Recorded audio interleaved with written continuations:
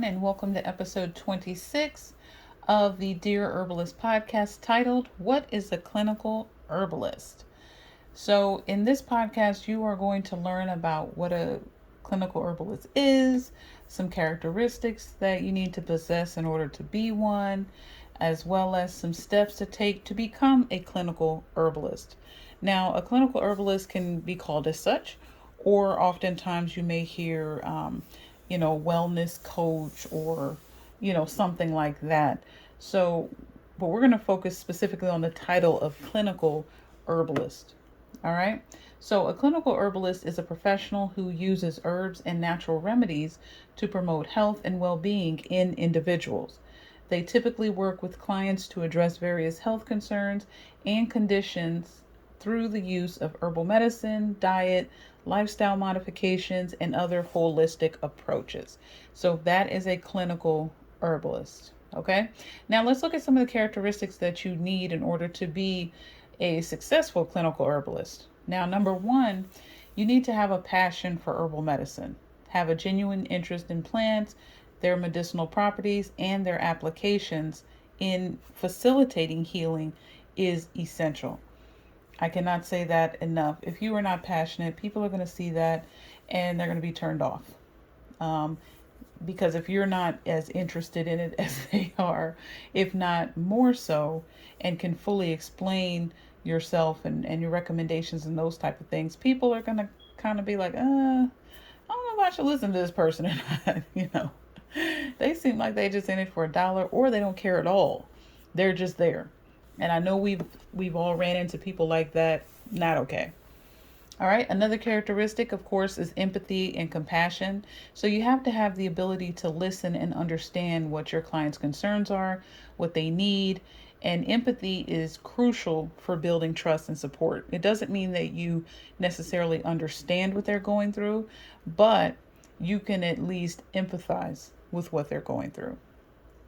Another thing is analytical skills. Now, this one is key because clinical herbalists need to assess the client's health condition, analyze the symptoms, and develop appropriate protocols.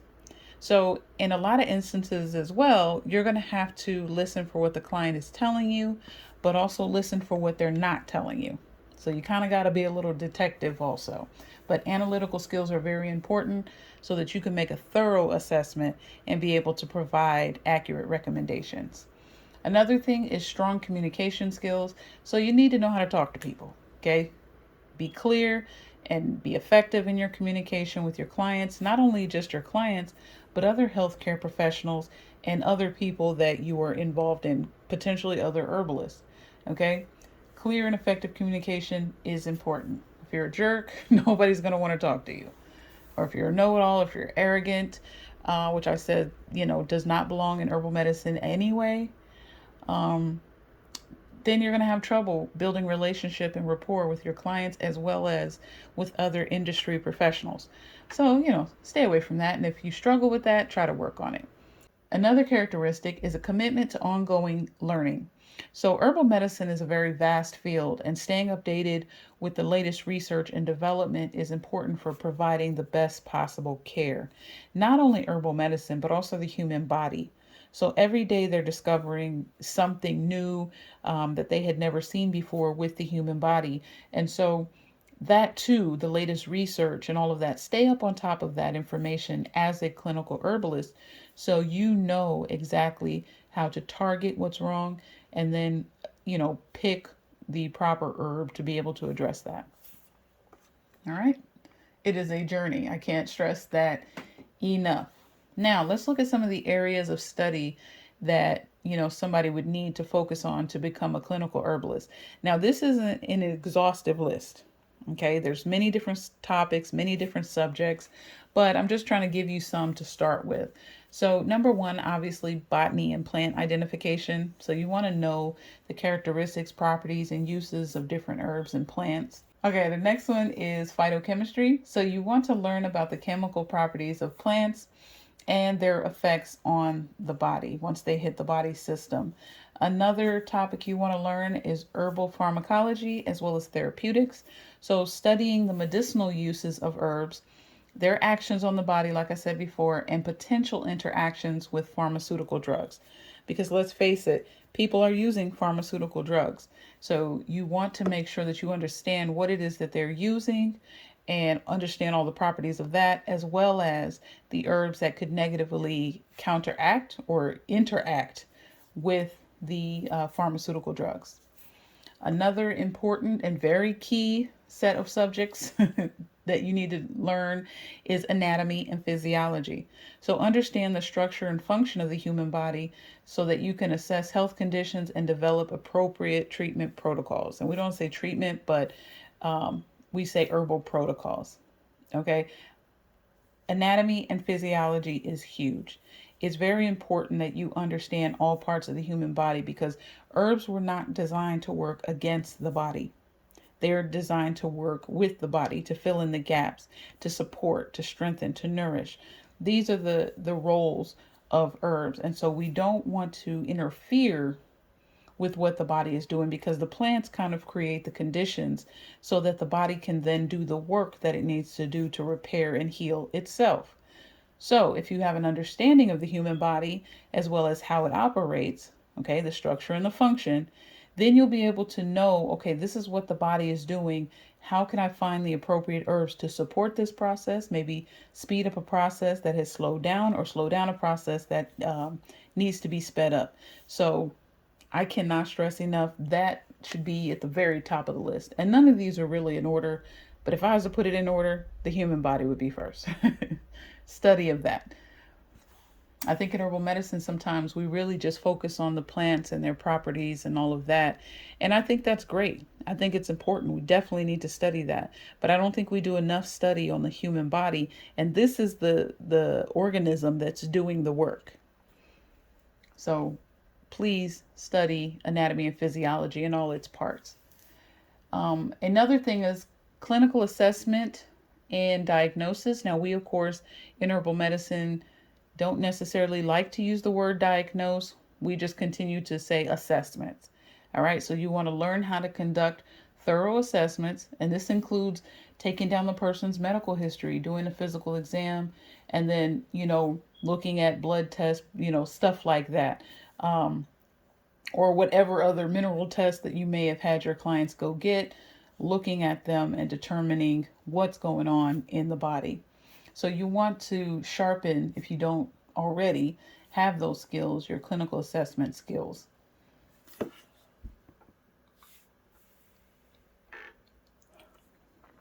All right. So another subject is nutrition. Obviously, that's a huge one. So understanding the role of diet and nutrition and health, as well as incorporating dietary recommendations into your herbal protocols is very important because a lot of the issues people face are due to what they put in their mouth. So as an herbalist, you're not just solely focusing on the symptoms and what the body is saying and just making recommendations to address that one thing. You're kind of looking at all sides of the coin. You're looking at the entire parts of the person's life to see how is it contributing to their failing health and what is it, that you could recommend that they can do to help bring their body back to balance. And nutrition plays a huge role in that. All right, another thing is holistic health modalities. So explore other complementary therapies such as aromatherapy or flower essences, things like that that kind of have a historical basis and they could help you add, more meat, to your herbal protocols. Another subject you would need to learn is ethical and legal considerations. So you want to understand the ethical guidelines as well as legal regulations surrounding the practice of herbal medicine in your area. This is very important. You don't want to get sued. You don't want to harm someone unnecessarily. You don't want your business to get shut down prematurely because you didn't understand any type of ethical or legal guidelines that were in your area. I would almost say study that after the human body because, man, it could take you 5 years to build your business up to get it to where it is functioning, running, got clients and everything, but only takes one instance, one day, 1 week, 1 hour for it to all come crumbling down. And, usually it's some kind of legal issue. So you want to be careful, know up front, make sure you got all your paperwork lined up, all your disclosures signed. If you don't have disclosures, get them, so that you don't get sued and your business doesn't get shut down and you're not able to help people, which is very important. Let's look at the steps to become a clinical herbalist. Now, the steps to become a clinical herbalist can vary depending on where you live, okay, and what type you desire to be, because some people only want to focus on a particular system, let's say the endocrine system. Some people want to just, do it all parts of the human body. So it really just depends on what you prefer, okay? But let me just give you a general map on the steps that you need to take to become an herbalist, right? A clinical herbalist. Number one is education. So you can obtain formal education in herbal medicine through accredited programs or schools or online courses and things like that. And a lot of this may include like certificates or diplomas or even degree programs in herbal medicine or related fields. Now, like I said before, do you need a degree to become an herbalist or even a clinical herbalist? No. Why? Because there is no regulating board that we have to sit and take a test for. However, education is key. It is very important to educate. If you're going to be a self-taught herbalist, that is absolutely fine, but you need to make sure that you are studying hard. Study what you need to know. There's information out there. I mean, this is the information superhighway. If you go on YouTube, there's a lot of professors, even at these medical schools, that have, especially when it comes to the human body, they offer courses now, and they promote their courses, or they even show a lot of their lectures, and this is free. So there's really no excuse not to know what it is that you need to know in order to be effective in today's society. Now, maybe, 100 years ago, you're going to have to do a lot more studying. You're going to have to stay in school a lot longer. But now the times have changed. Information is vast. So at the end of the day, if you don't know what you need to know in order to be successful in all parts, then that's on you. And no one can help you with that. You can only help yourself. So education is important. I don't advocate for people just goofing off, not doing anything, and then turn around, yeah, I'm a clinical herbalist. Right? Because if you look at it, you can have people with all kinds of certificates in herbal medicine, but they don't have bedside manner or they don't have certain knowledge in other areas, right? Because you can't know everything. Or you can have one person that has the heart, the drive, they've educated themselves, they read daily, they write, all of these things, and they know way more and they don't have a certificate to their name.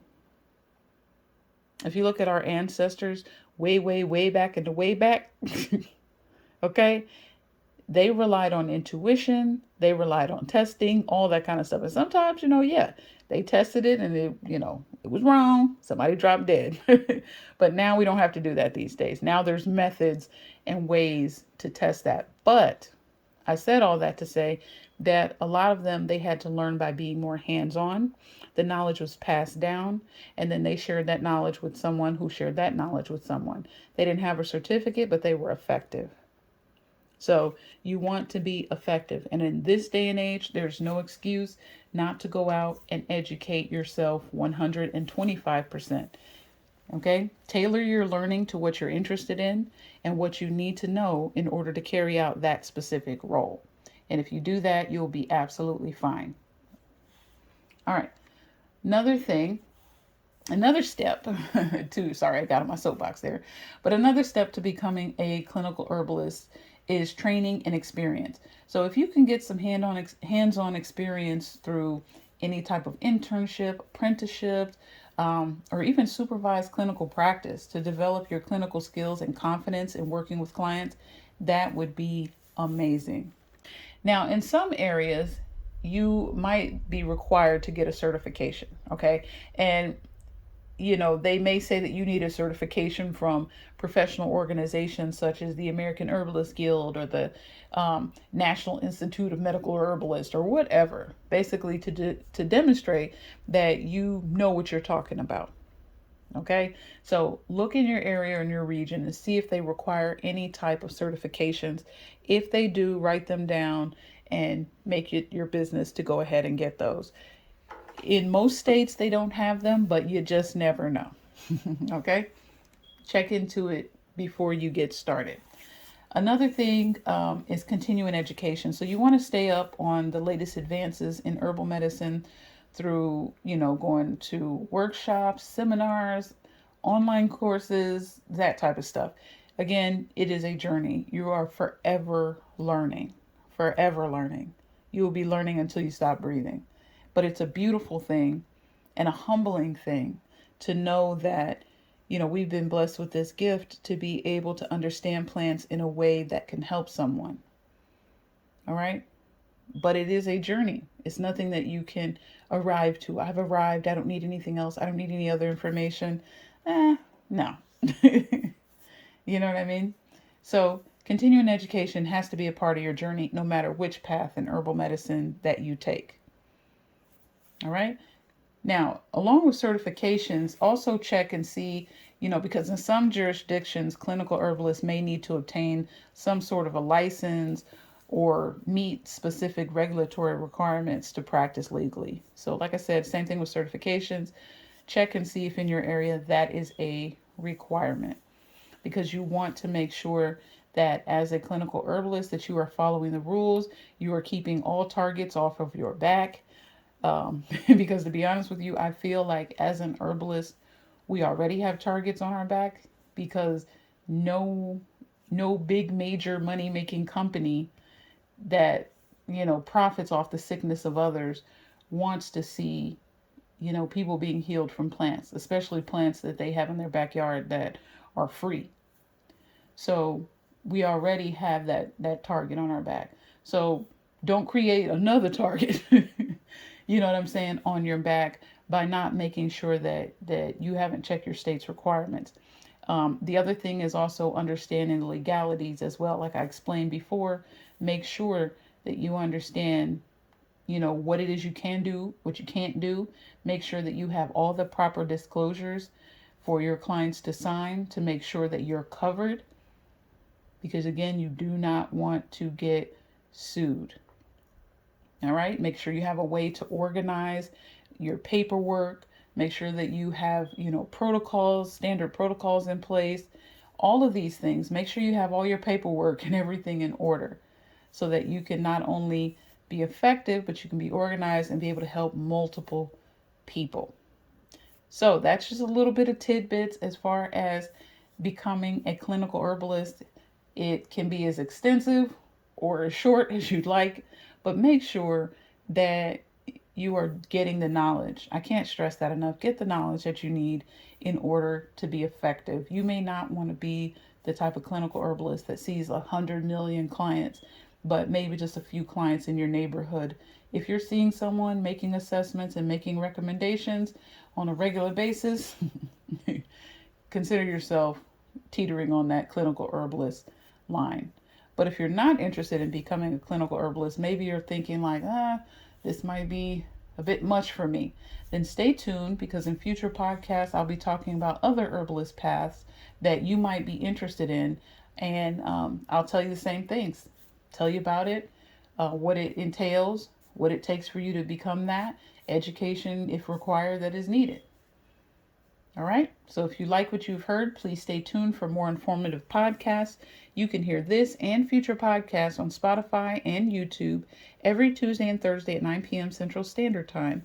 Also follow me on all social media sites at The Demystified Herbalist.